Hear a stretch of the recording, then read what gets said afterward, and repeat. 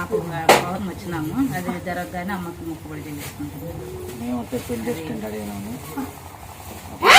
ఇంకా నెల వరకు వస్తుందని వస్తే నమ్మకంతో తిరుగుతున్నాము. 3 వారాలు కాబట్టి